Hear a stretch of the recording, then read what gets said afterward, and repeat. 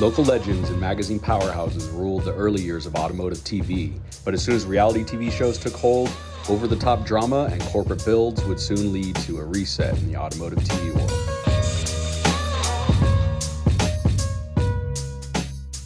So obviously this podcast is coming to you on YouTube, on Spotify, all the streaming platforms, but TV is something that does still exist, and there's a lot of automotive content that's still on there, as well as streaming platforms.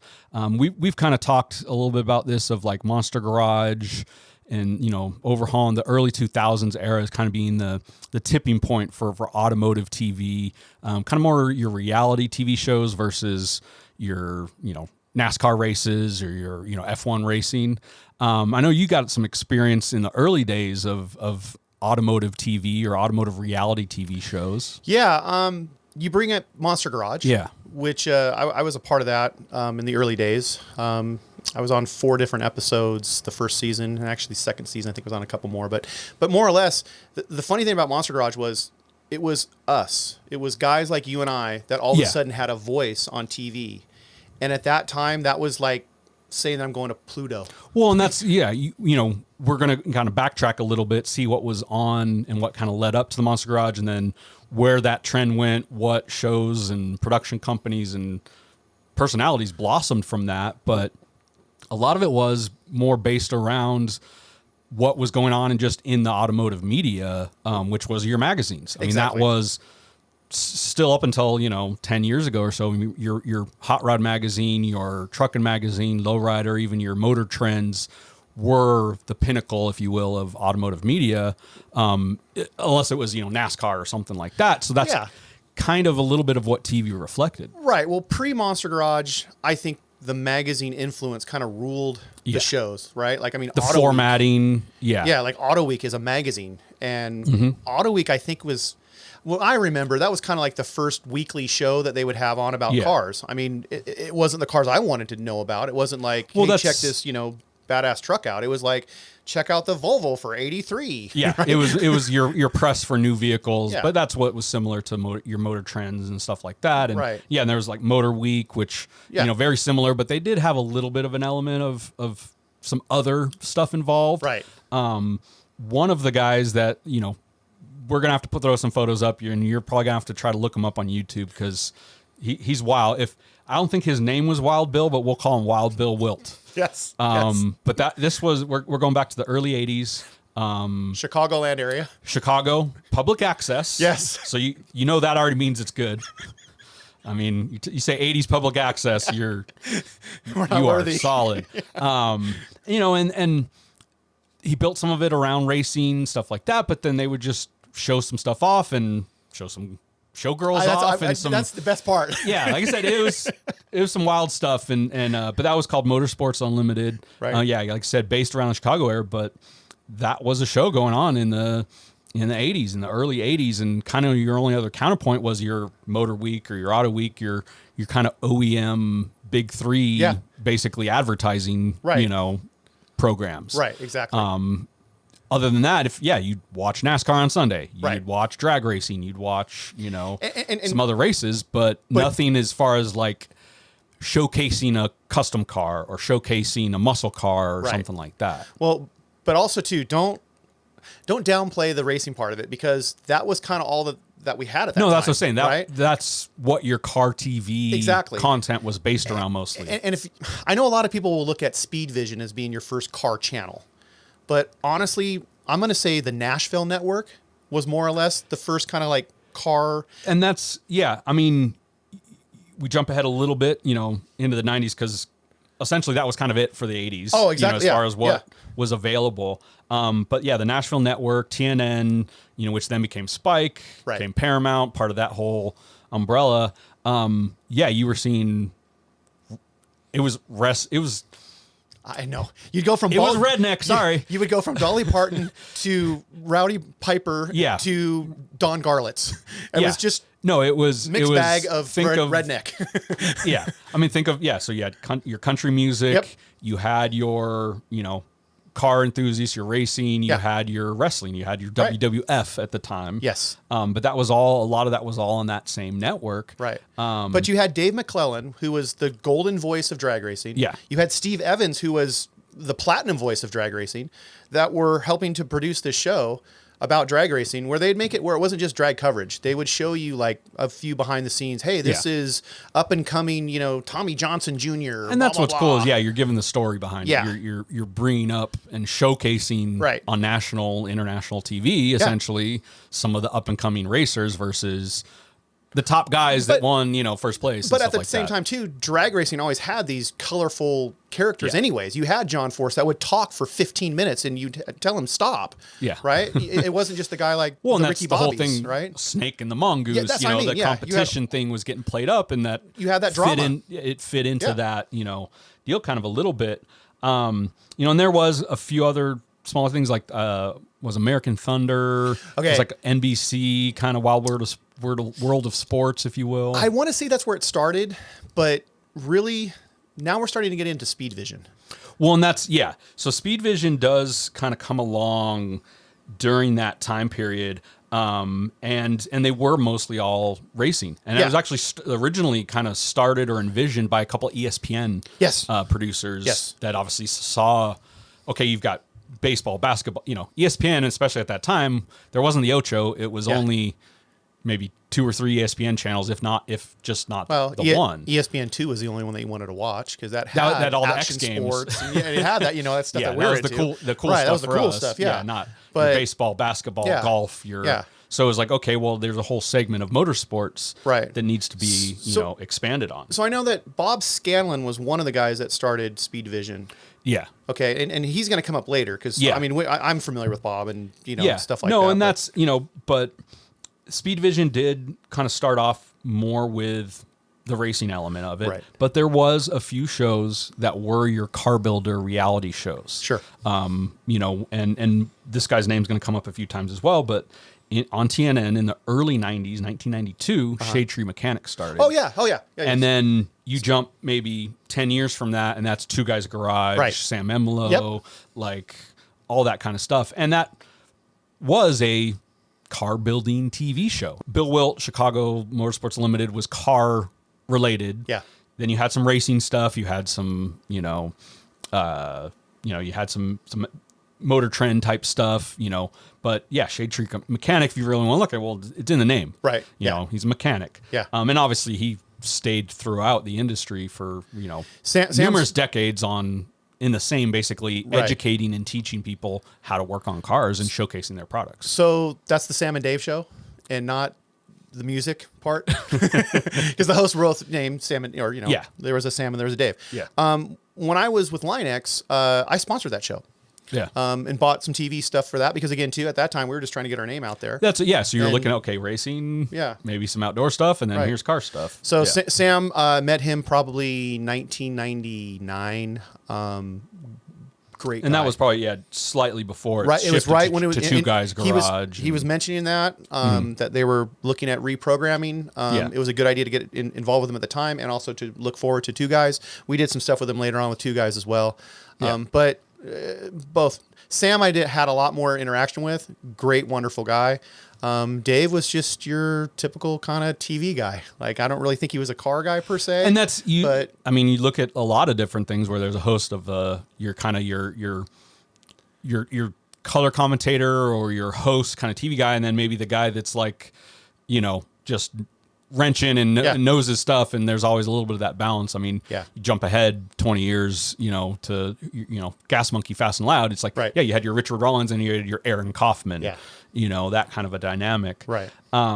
So back to kind of what we were talking about with the magazine format, you know, that show, and then, you know, some of the later shows, like what would essentially become like your Power Block, your Power Nation, those types of shows that were like a staple, you know, on the weekends for long time. Those were very magazine style formats where it was, hey, here's this new product, check it out. Now, okay, we're working on this project. We're going to work on it, or we're going to build this engine or paint this truck. Yeah. And then here's a feature later on. And then of maybe this guy's cool truck. Yeah, or maybe we'll go stop by this guy's shop or this guy's museum and check it out. Or hey, we're going to go to a race. Right. So that half an hour show or whatever it was, that was kind of a format for a lot of those at the time. Oh yeah. But and a lot of that obviously came directly, I think, from the magazine stuff, because in the mid 90s you had Hot Rod TV that was starting to be produced. Exactly. Our buddy Kevin Ostie, obviously, was he's one of the producers on that, and right. And he was directly he was a sales guy at Hot Rod magazine, and he had some broadcasting experience from his college days, and so it was kind of one of those like, is there a doctor in the house? And he raised his hand. Who can do it? And and we were talking to him a little bit, and what was kind of funny is hearing the behind the scenes of that, because Freiberger pushing back. Like, you had Hot Rod magazine, which was huge, right? The pinnacle, right, of automotive magazines. You had Hot Rod TV, yeah. Well, especially probably at that time in the 90s, with film, with negatives, with everything else, it was at least 3 months, probably 6 months or whatever of a time schedule for putting content in the magazine. Right. You were in magazines, you're working on 3 months ahead and then planning 4 months ahead. Yeah. And then it takes a month or two to print, and get out to the public. Whereas even for back then, obviously doing things on video or stuff like that. Right. TV production and what their probably budget and schedule was completely different. So they were trying to sync things up with the magazine, but from what he said, it never really happened. You and I both know just as well as anybody else does, because we've been on both sides, where we know that to create video, it takes 4 times the amount of time than it does to take a picture and write and that's a story. the thing. You're looking at a magazine, it's got maybe 20 articles in it. Right. You've got a TV show that maybe has 4 segments in it. Each of those segments takes way longer than one of those articles, but like everything combined and the printing time and the layout and the design, it's just different, schedules and different dynamics. Right. No, totally. But no, Hot Rod TV, I think for a while was a little bit of the blueprint for the future, because at least it was current. And that's what transitioned into the Power Block and the Power Nations, is because as soon as like basically their licensing deal or the naming deal, Hot Rod TV kind of basically pulled out for a little bit. Right. That same production company then turned around and went, okay, well now it's Horsepower TV. I know. And then Engine Power is the show that's still around. That was kind of basically the evolution of that, but then it split off into your, trucks with Stacey David. Right. It, split off into your Detroit Muscle, your Car Fix, your Carcass now, basically that started the Power Block and Power Nation, still on TNN, and then on Spike. But that was RTM Productions, basically. Right. Came out of that, all out of Nashville, and basically that same format that we saw would be carried throughout for probably at least 6 or 7 years. Yeah. Well, I have to give RTM Productions a big thumbs up, because I think they ran their own race. They didn't do the LA thing because they knew that, the problems they kind of had with Hot Rod TV. They're like, you know what, let's stay out of LA. Let's focus here. They were already based out of Nashville, so it was easy for them to, set up production.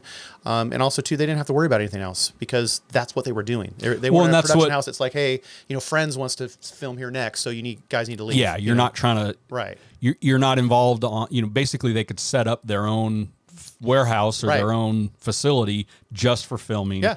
The funny thing I know, even later on, like from our friend Tim Strange, who was on Search and Restore, they were doing a completely different formatted show than like your trucks or your, Detroit Muscle, stuff like that, where they would like, hey, we're going to paint a car and show you how to do it this time. And then, we're going to work on an engine or do these little things. They were doing a start to finish build in a week. So basically, instead of having 3 people maybe in the studio doing stuff at the same time, they had 10. Right. So then your air compressors, your welders, your electricity, there's a lot more logistical problems that, ran into with that. And we'll get into that later. Yeah, I was going to say, we got some stuff to bring up about that, but let's stay on timeline. So So if you kind of look at the magazine format, of these shows, your Hot Rod TV, your trucks, your engine power. That did carry on for quite a while, even to this day. Yeah. But it then helped kind of at least show a little bit that there was some interest in automotive kind of culture stuff. Because, you start getting into the late 90s, we're seeing, and obviously like the late 90s is really when like reality TV shows kind of started to become a thing. Right. Early 2000s. Yeah. Your definitely Big Brothers. is when it blew up. Yeah. Well, yeah. Survivor, all that kind of stuff. And, TLC, the Learning Channel, was the Learning Channel. Yeah. It was educational. It was educational in classrooms as well. Right. Like Yeah. they had a using, morning classroom thing. But in 1998, they did shift and start to, it was called Reality Unscripted. Ooh. That's what their tagline was starting to be. And they were starting to use the TLC moniker instead of the Learning Channel. Yeah. Right. And there was actually a reality car show that popped up on there in 2001 called Junkyard Wars. I used to love this show. So this is pre Monster Garage. Yes, it is. So if you want to look at maybe some hints to some prototypes for Monster Garage to come, just look at Junkyard Wars. Yeah. But that was actually a British show that came over. So in the late 90s, in 1998, you had Scrap Heap Challenge. Right, which I didn't know about. Yeah. Scrap Heap Challenge was a UK show. There was car stuff obviously going on in the UK. Yeah. Top Gear, the Top Gear that we know and love came around in 2002. Right. But it was actually like a news Auto Week Motor Trend style show since the 70s. Right. But they had Scrap Heap Challenge, and what's kind of interesting is the producer is actually, in interviews said where she got the inspiration from. Okay. And she was watching Apollo 13, Tom Hanks movie. Right.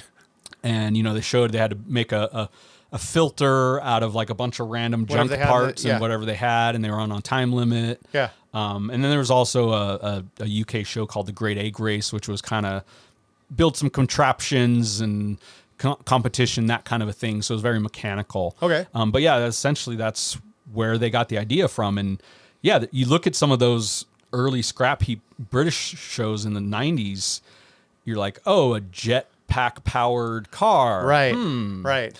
There was multiple things that you could definitely see as inspiration for Monster Garage that was to come. And I guess it's just kind of bringing that concept with the right producer and the right host at the time to make a successful show. Yeah. And that was Monster Garage.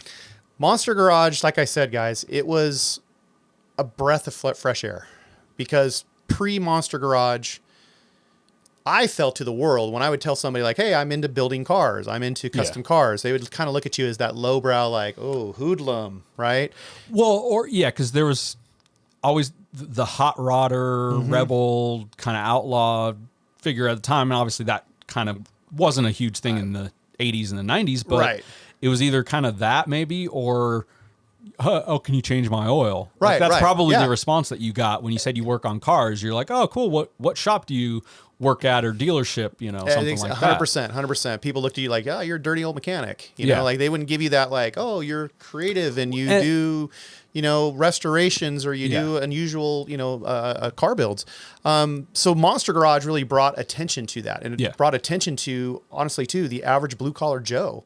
Because that was what's so great about that show. And that's the thing. Originally, a lot, so Tom Beers, Original Productions was the mind behind Monster Garage. Obviously, Jesse James we know as the host. Right. But that a lot of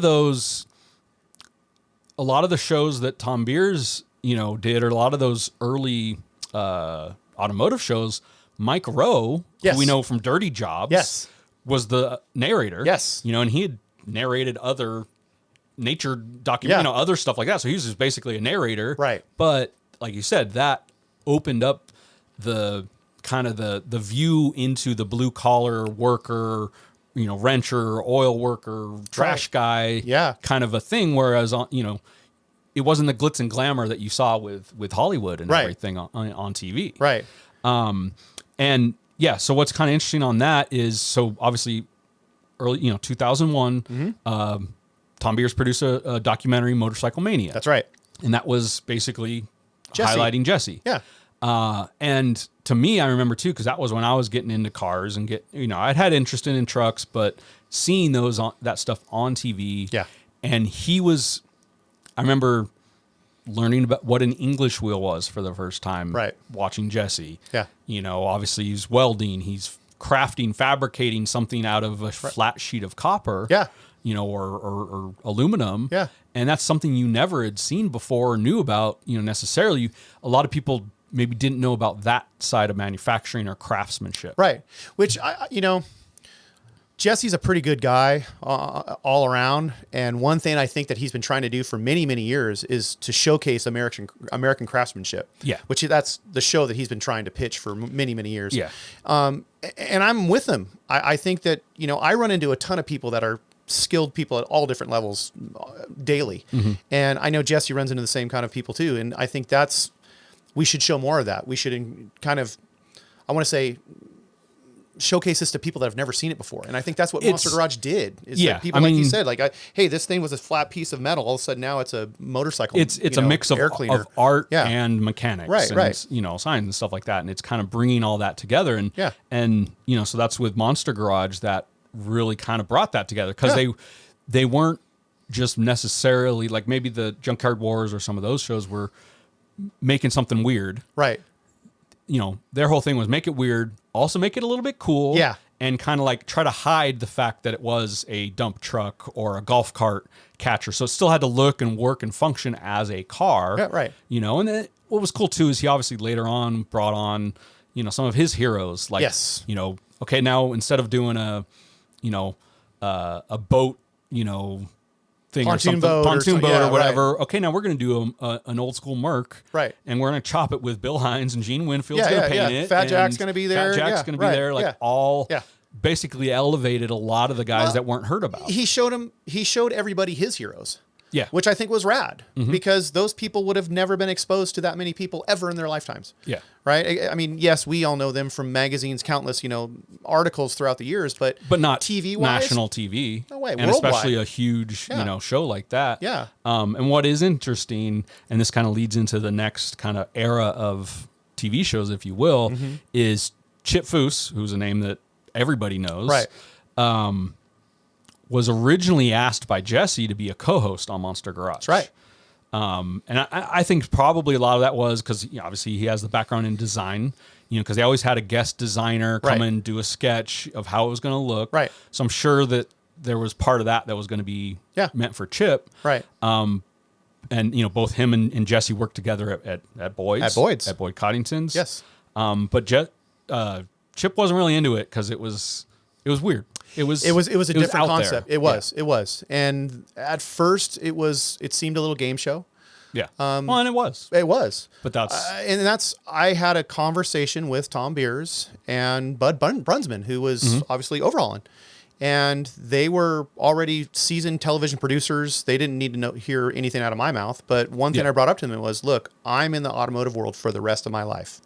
You guys are on a show for now, and you're going to move on to something else. And the next show is probably not going to be automotive related, which it wasn't for some of them. Right. We talk about Tom Beers, who's he done a lot of stuff. Deadliest Catch is where he moved on after Monster Garage. Other reality shows that were highlighting, kind of your same amount of, hard work and you're in the weeds and all that kind of stuff, but it wasn't in the automotive world. No. And that's the same thing with that Chip had mentioned, that like he doesn't want, at that time he was just making a name for himself out of Boyd's, after the bankruptcy. Right. And so I'm sure, he didn't want to be known for making, like Jesse at least had the Motorcycle Mania stuff that kind of established him. Yeah. He's building choppers for Shaq and for, Kid Rock and all these, celebrities. Like people know him as a motorcycle guy. Right.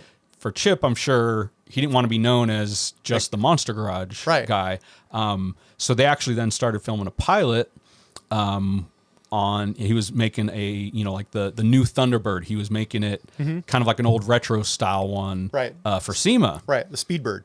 The Speedbird. Yeah, that's right. And so they actually decided, oh, hey, come film this.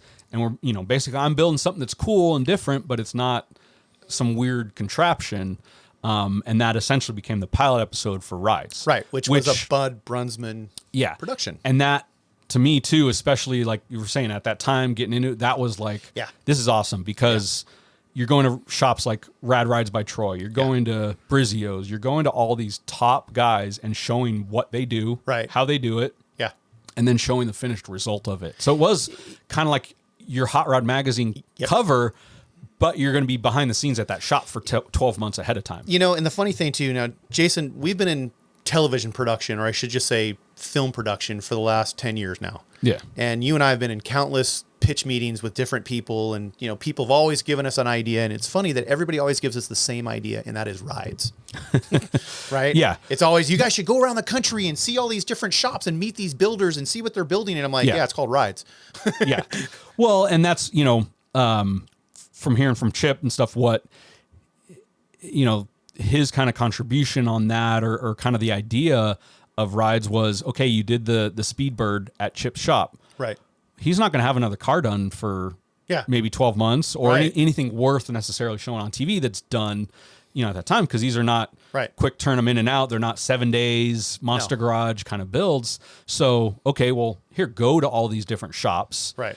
You know, pop in once a month. Yeah. And you'll be, you know, by the end of 1 year, you'll have a full season. Oh, yeah, exactly. You know, of completely different cars and completely different things. So, you know, that kind of enabled that to happen because you were spreading it out across the country, essentially. Exactly. Right. And that spawned a lot of other similar, you know, kind of build shows, you know, stuff like then your biker build offs, you know, but then of course, I'm probably sure Chip was like, well, okay, now everyone else is getting a bunch of publicity on these shops. Like, okay, now I want, I want this. And that's kind of what birthed Overhauling. In between Monster Garage and Overhauling, you got to remember too that, you know, those were original production Bud Brunsman production shows. There's also another production company that got pretty popular, and that's Pilgrim. And Pilgrim came out with, I think the first one they came out with was American Chopper, correct? So there was American Chopper. That was 2003. Around that same time, there was actually a show called American Muscle Car. Right. Which ran for a few seasons. It did. Never really got a lot of the play that anything else did. I think the timing was wrong.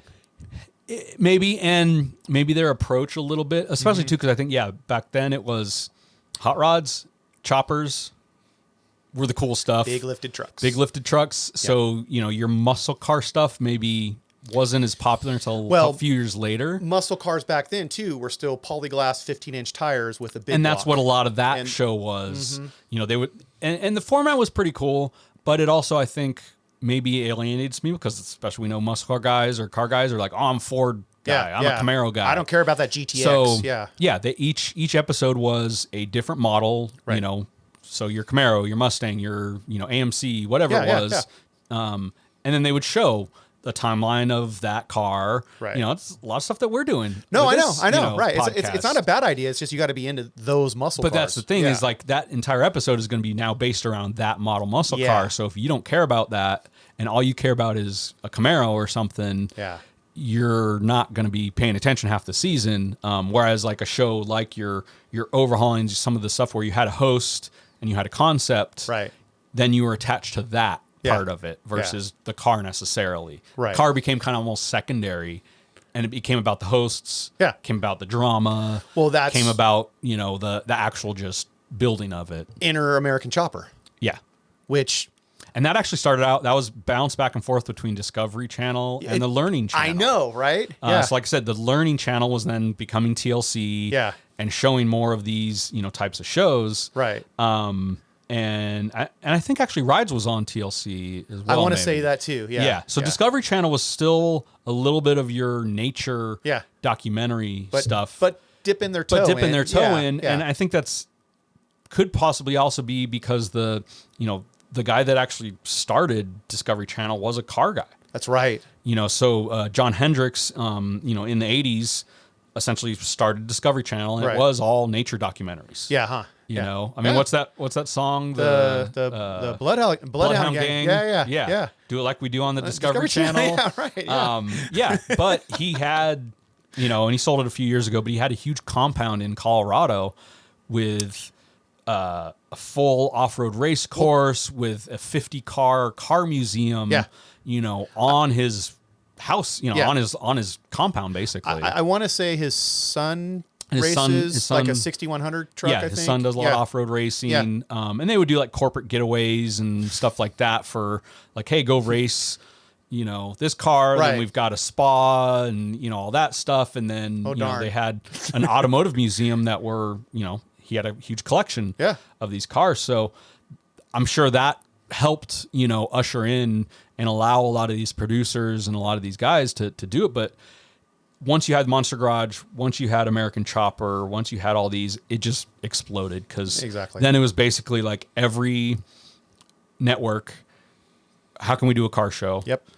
And how can we, it was just basically, it's on now. Right. Yeah. So, we talked about overhauling, that concept of now we're going to make, do these nice builds, but in a week's time. Right. That also then led to a year later, your Pimp My Ride, which was just obviously West Coast Customs going MTV with it, basically. I mean... No, but so I was approached by MTV at that time as well. And because you were doing a little bit on Monster Garage. I know you've even said that your tools were... yeah. Well, that was the greatest thing about us is that we were a family. I mean, you look at the first episodes and it's Jay LaRosa, it's Alex Anderson, it's... Ben Wood.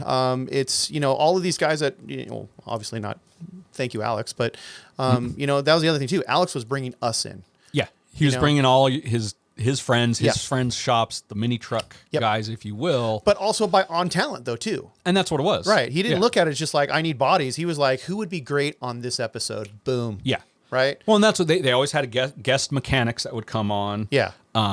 Each show, or competitors, if you will. Right. And that's the thing. It was a little bit of competition of like, there's just a deadline and we got to get it done. Right. But it wasn't like a game show necessarily. No, but I will say this. The nice thing about Monster Garage, they held true to the rules. 5 days. Yeah. And guess what? They did fail.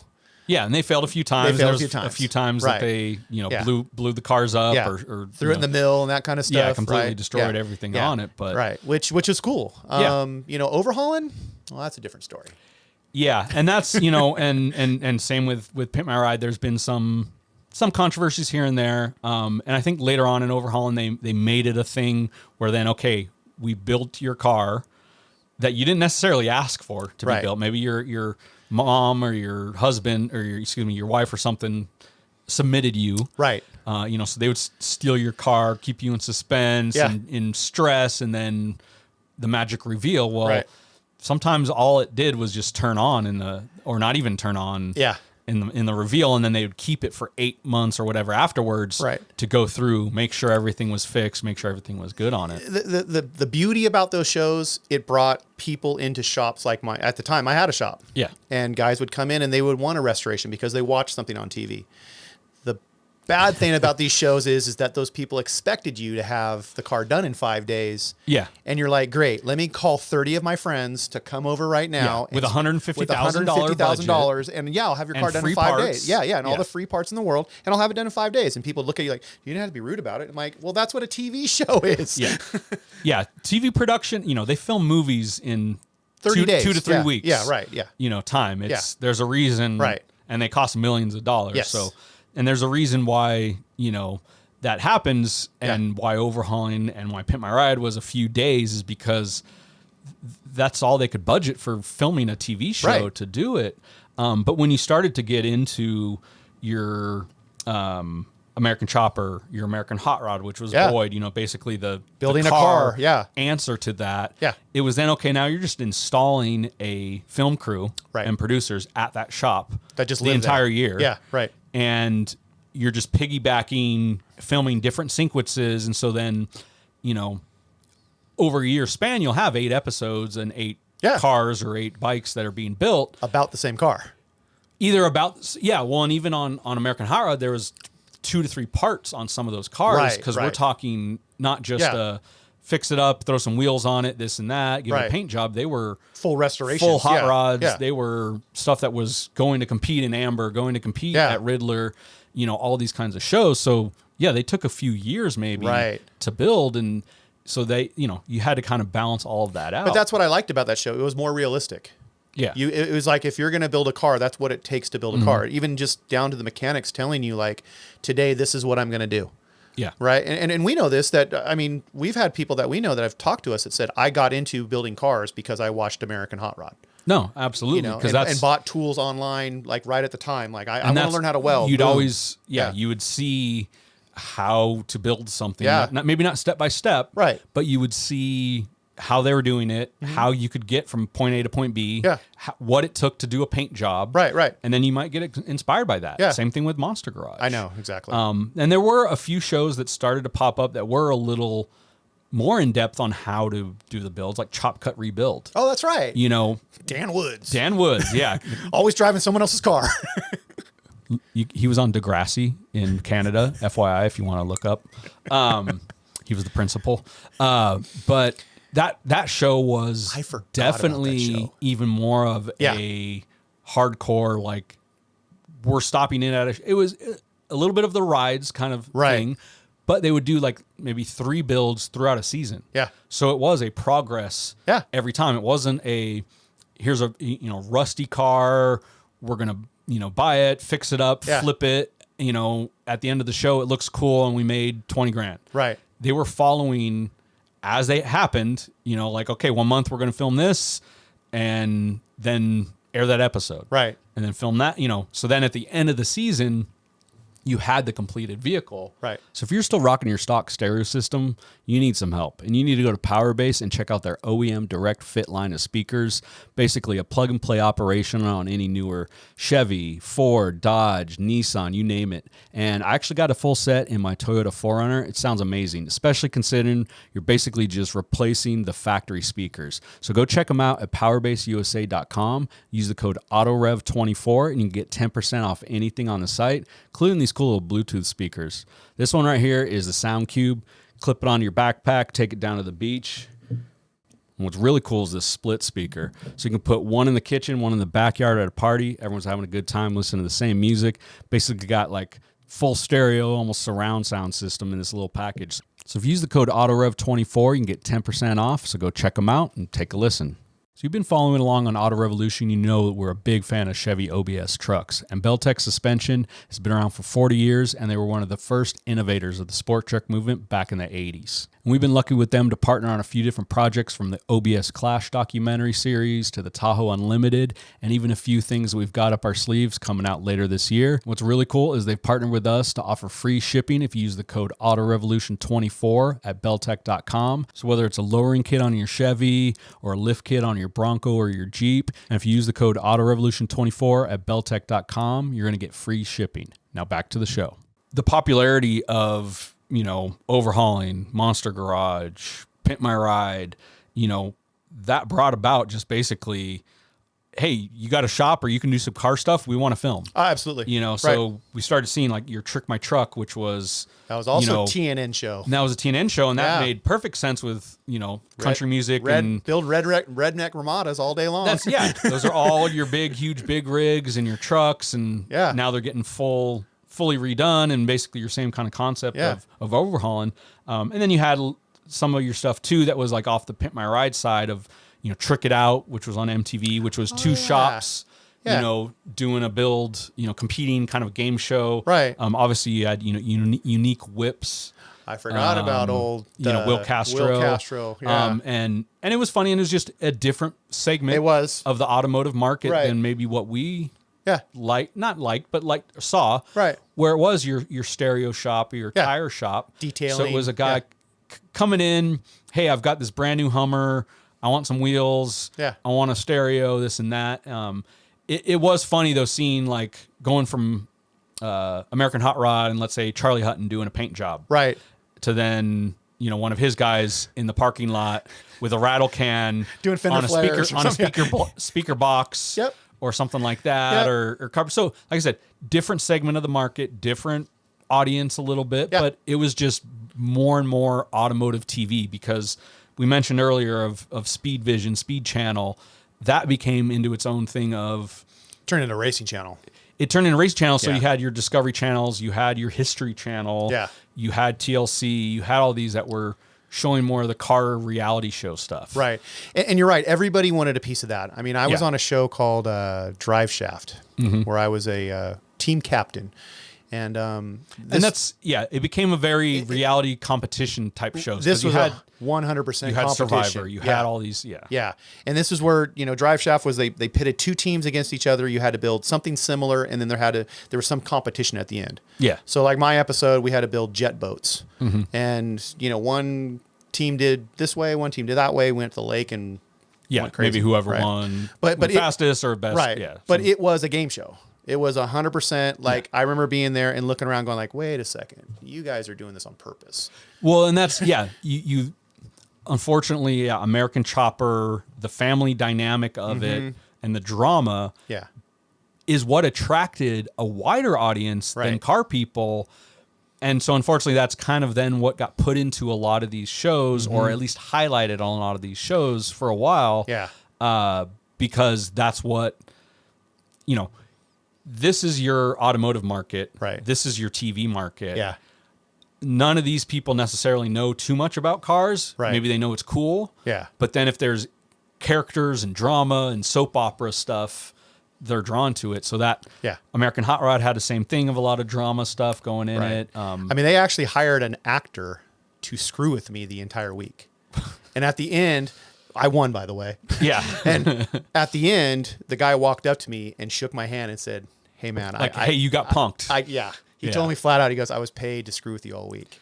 And you're like, good, because I was going to knock you out at some point. And I just kept thinking to myself, like, I'm going to end you at the show, right? But it was just, you're like, why is this dude keep messing with me? And it was funny, if I told him white, he'd tell me black. Like, it became obvious maybe a little bit. Yeah. And that's when I was like, oh, this is a game show. Yeah. Okay. Now treat it as such. Now treat it as such. They're not here to support you and get the best cool thing out of it. They're here to capture drama. They want me to say, rah! Like they want me to go crazy. And I was like, okay. And from what I've heard, and we won't get too far into it, that is what basically made that show not ever really happen. It's because stuff became too dramatic. It was. And let's back up on that too, because my point was all the networks were trying to grab a piece of TV. Or, here's car the hot new thing. Right. It's cars. So like that show was on FX, which there was no other car show on FX at the time. Yeah. No, FX, I think even at that time, maybe there was like some shows, but a lot of it was some sports stuff. And then reruns from Fox and stuff like that. Right, exactly. Yeah, it wasn't anything that was like a credible show. So the drama seriously on Drive Shaft was gnarly. I mean, to the point where they were like holding back parts for us. They were holding back materials. Yeah, they were creating the drama. Right. Not just letting it happen or maybe playing it up or editing afterwards. Right. They were purposefully trying to make it dramatic and piss you off, basically. No, basically, they wanted to to put a rise in us. They wanted us to kind of have that I'm not going to make it. This is tough. And and what was really crazy was after the challenge, we won, right? So mission accomplished. But one of the guys that was on my team walked up to me and said, "Hey, by the way, I'm sorry for being such a pain in the ass. I'm a paid actor." Yeah, they told me to do all the mean things I was doing. All the stuff was all. It was part of the show. Part of the show, right? Yeah. So they try to craft things. Yeah, and that's with that. Obviously that show didn't last multiple seasons or whatever. But like American Chopper, American Hot Rod, it became very much about the drama. Well, yeah. And to a lot of us car guys, we kind of hated that because we didn't want to watch that. That was the soap opera. We didn't. No, who cares? And that's what it was. Car building soap operas, or American soap opera, right? And we see that. Yeah, that appeals to a wide audience and appeals to your general TV population, but to us car guys, it's like, no, we want to see cars being built, or we want to see the cool cars and stuff like that. Like, yeah, we'll go watch, Days of Our Lives or something if we want to have the soap opera drama, And that's funny. I do remember how it all went. I do remember one part when we were on that show that I told the guy that, we built a boat out of a Cadillac. Yeah. Okay. So I needed steel to basically make a hull. And they kept saying, oh, the steel place isn't open, this and that, which I knew that they were right down the street. Yeah. And so I told him, I go, look, you guys don't realize that it's already going to give me problems. No matter what. Even if everything goes perfectly smooth, it's still going to give me problems. We're trying to make a boat from a Cadillac. From a car. That's probably going to leak. Right. And we only have, what was it, 5 days or something? 5 days to do it in. Like, there's already enough drama. Don't don't add more. Because I even told him, I go, because what's going to happen is we're not going to finish and you guys aren't going to have a show. Yeah. And that was, I think, the producer's like, uh-oh. Yeah. Yeah. It's one thing having a guy in there that's kind of messing around Right. or making people angry, but then you're withholding materials that probably then 4 more things have to happen after. And that's what it was. That. Right. Yeah. And you're not going to be able to, accomplish that. But no, and that's the automotive TV show stuff kind of started to evolve into drama, into just, okay, how can we cash in on it? Because obviously you were saying with that show, it was more or less like the production company and the network never did any car show stuff before. They just wanted, hey, boom, we need car stuff, plug it in. Yeah. And that's, I remember even sitting at West Coast Customs, hanging out with Alex, and this was after Pit My Ride. This was when they were in Corona and they were doing either Street Customs or one of those shows. And a lot of it became about, okay, basically like a hour-long advertisement on TV. Yeah.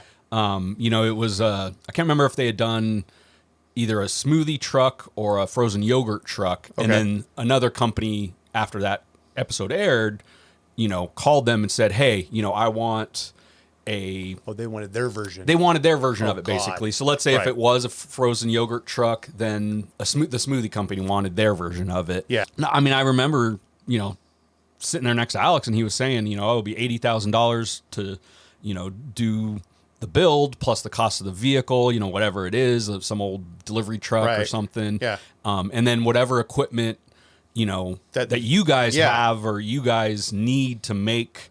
So basically, like, they were going to paint it, put stereo in it or TVs, make it look cool for $80,000. Right.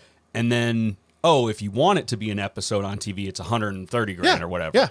Yeah. So basically it's like American Chopper, you had plumbing company bikes. Right. You had data, Microsoft bikes. You had, construction company bikes. Basically whoever was, paying for their building. Exactly. They would just trade out work. Out. And then it just became cheesy because then it's like, okay, we got to put this on here. We got to put this logo, stuff like that. And it just, a lot of people, a lot of the car guys, the hardcore car guys were being turned off by those shows. And the producers, they were laughing all the way to the bank. No, and that's what it was. It was like, okay, we know we're going to, make tons of money on advertising, tons of money on merchandising, syndication. Right.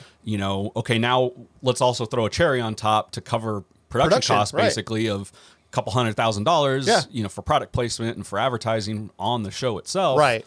And I'm sure that is probably some different deal than the networks with advertising. So, but it's just kind of how things go and how it goes. But it, and around that time too, like the competition, like you were saying, that competition game show stuff really was getting more popular. Right. And the sad thing too is I saw like a lot, because obviously since I had been on other shows, people were asking me, hey, do you want to be on this show? Do you want to be on that show? And of course I was like, well, what's in it for me at that time? Because I was over hey, you're going to be famous. Yeah. And the problem was there was another person behind us that was just, I'll do everything that you guys are saying. Tell me where I do jumping jacks on TV. Well, and that's the thing too. And like, and back to kind of the drama stuff, especially with some of those shows, there was like a show Car Warriors ran for a couple seasons. Right. They had like an all-star team. Yeah. Rhino, Jimmy Shine, like some of those Rich guys. Evans too. Rich Evans. Yeah. Right. So they would be like the team captains, kind of like what you were, and standards throughout the show. Right. And maybe a little bit of the hosts. But then, they'd bring in, okay, this is either a group of friends or a shop kind of that works together. Yeah. Okay, now we're going to throw you into hell for a week. And yes. And have you compete and build these cars, and then, hey, now it's done. Now go back to work together, or go. It's so it's funny that you bring. It's funny that you paint that picture, because Car Warriors for me was the camel that broke the straw that broke the camel's back.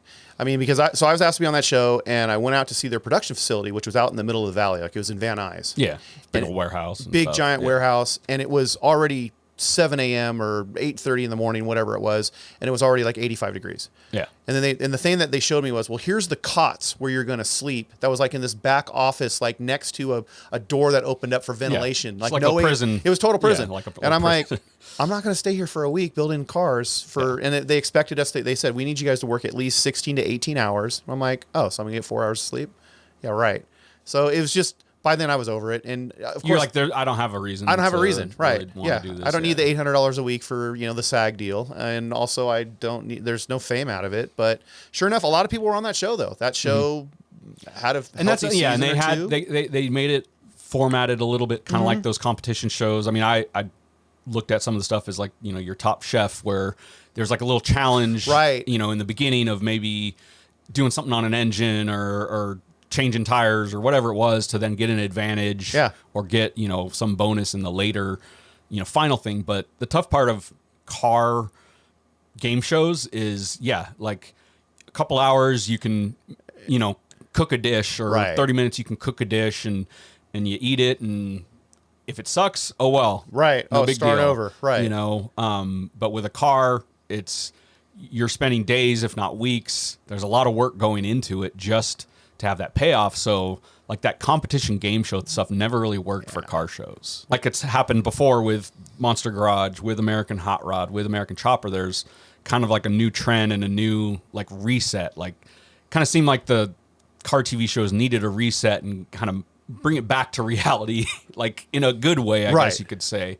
And, at that time too, the popularity of all the automotive TV shows, you kind of looked at like the flip side, at least, I know for us, like a lot of the mini truck guys and lowrider scene had guys like, lowrider, low life video, domination video, Surface doing DVDs. Oh yes. Because that was very similar to like the skate and surf, tapes back in the day, right? Kind of low budget, just a couple camera guys or one camera guy, and they're able to just burn off some DVDs, sell it to their friends. They don't need a TV network, right? Don't need a TV budget, and so I know a lot of us, like hardcore, if you will, car or truck guys were leaning a little more towards those, right, versus some of the stuff on TV because it was too weird and corporate and drama. Well, I think you're exactly right. I think that those videos kind of reflected more of the scene and like what everybody was doing with their trucks or doing with their cars. And it was very Jackass. Yeah. That was popular at the time. Right. So a lot of times, especially, low life and stuff like that, it would be shenanigans and all that crazy stuff, and then in between that, it would be, a truck feature or going to a show or something like that. So it was creating also a lifestyle, and it was kind of bringing some stars within that. I mean, a lot of the, even, if it was just the mini truck and editors or something like that, like maybe people didn't know who they were or see them or recognize them. But then if they're featured in the videos and the DVDs, it was doing that. So that I think had a lot of influence, because I know some of the guys from Gas Monkey were mini truck guys, worked at mini truck shops, like Aaron Kaufman and some of those other guys. And I think that, I don't know, but maybe that influenced their style of doing it, where it wasn't at least at the beginning all about drama. It was having fun, right? Flipping some cars, kind of like your shop life. It was, to me, when I first saw Gas Monkey, it was very similar to what I experienced just hanging out at people's shops. I agree. After hours. I agree. And that came out in 2012. And that kind of also ushered in the era of your shop build TV shows. Like just basically stick a camera crew in a shop for a year, right, and follow them on what they do, and a little bit more realistic and down to earth, if you will. So I think we're kind of start with that maybe for the next episode, and kind of go from there. We can do it.